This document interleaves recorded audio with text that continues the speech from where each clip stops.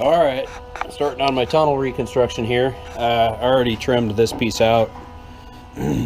Started with, so what I started with was a bunch of pieces like this. I just bent these up at work. I could have done a round tunnel, but I would prefer to have a a squared off tunnel, whatever you call that.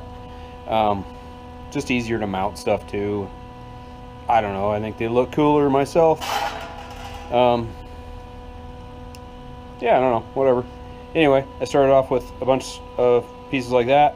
The first piece that I got trimmed was actually bigger than this one, and you can see that I trimmed the majority of it off, just because of the angles on that.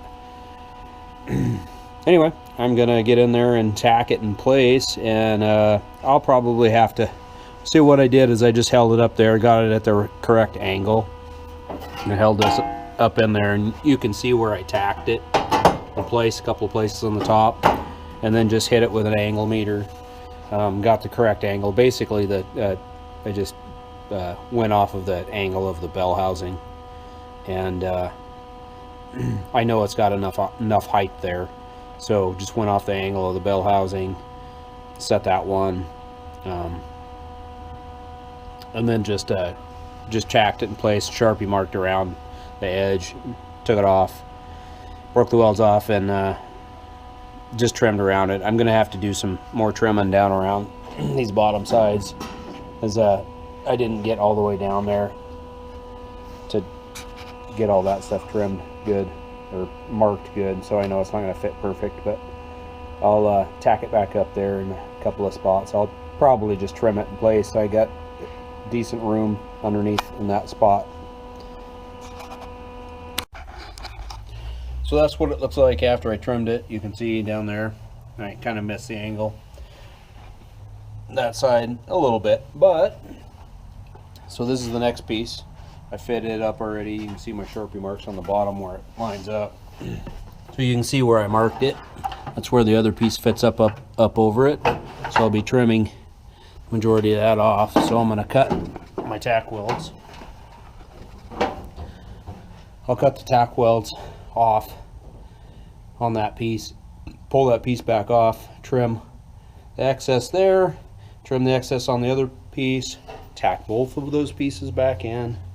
Then I'm going to fit the third piece, mark it.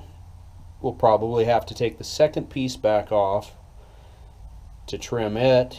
Possibly, we'll see how it fits, but yeah, trim, tack, cut, off, mark, trim, tack, blah blah blah.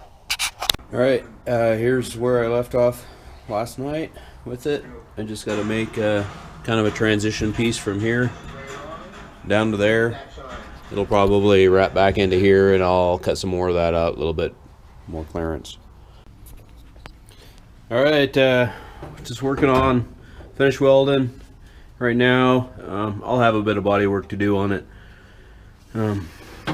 Not super worried about it because it's going to get covered by carpet, but I was starting to finish weld the stuff. You can see I got a bit of it done, and then I ran out of wire on my wire feed. I'm going to TIG weld the stuff inside the tunnel because it's not going to get covered up by carpet. This stuff, there's no sense in TIG welding it. I'm just splattering on some gross MIG welds. Anyway, yeah, so this piece back here, it kind of just became a Frankenstein piece because it's kind of hard to get this stuff to fit decent. And you can see got a little hole there to patch and a little hole over here to patch, because I can never do things just quite right, but whatever. No big deal. Anyway, I need a couple hours of welding to do on it and then move on. Alright, there it is. It's freaking big. That's a big tunnel. There should be a ton of room there. In reality, you don't need that space anyway, so there it is. It's big. I still got a little bit of stuff to trim underneath it. where I covered this up, I'll trim a section out in there a little bit, and then just kind of doing some general deburring, clipping little tips off and stuff.